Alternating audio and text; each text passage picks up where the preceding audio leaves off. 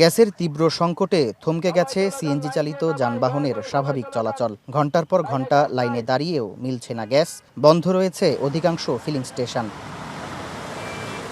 বৃহস্পতিবার সকাল থেকে রাজধানীর বিভিন্ন সিএনজি স্টেশনে যানবাহনের দীর্ঘ সারি। মধ্যরাত থেকে অপেক্ষায় আছেন কেউ কেউ। অভিযোগ, দীর্ঘ অপেক্ষার পরও মিলছে না গ্যাস।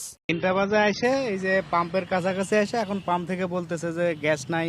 মহাখালীর গ্যাস পাম্পের লাইনে ছিলাম 6 ঘন্টা, 4টা পাম্প বন্ধ। পরে রাত্রে 4টা বাজে এসে আবার এই পাম্পের লাইন দিছি নাবিজকুর গেটের থেকে। দাম বাড়াতে আমার বোকাবে কেন? আমরা সারা রাত ঘুমাই নাই, কালকে সারাদিন ডিউটি করছি, এখন বলেন আমরা কি করবো? আমরা ফিলিং স্টেশন সংশ্লিষ্টরা বলছেন সরবরাহ নেই চাহিদার অর্ধেক সিএনজির। আমাদের নর্মালি যে চাহিদা থাকে বা যে পরিমাণ আমাদের বিক্রি 1-2% পাচ্ছি না। লাইনে গ্যাসের প্রেশার না থাকার কারণে আমাদের কম্প্রেসার চলছে না।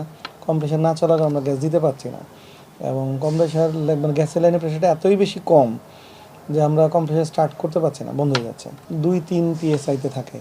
এটা মেশিন স্টার্ট দিলে মেশিন আর কম্প্রেস করতে পারে না, আলটিমেটলি শাটডাউন হয়ে যাচ্ছে। এদিকে ময়মনসিংহেও সিএনজি স্টেশনে গ্যাস সংকটে দেখা গেছে যানবাহনের দীর্ঘ সারি। ময়মনসিংহ শহরে আমাদের 6টা পাম্প আছে, 6টা পাম্পের মধ্যে প্রায় 5টা পাম্পই বন্ধ।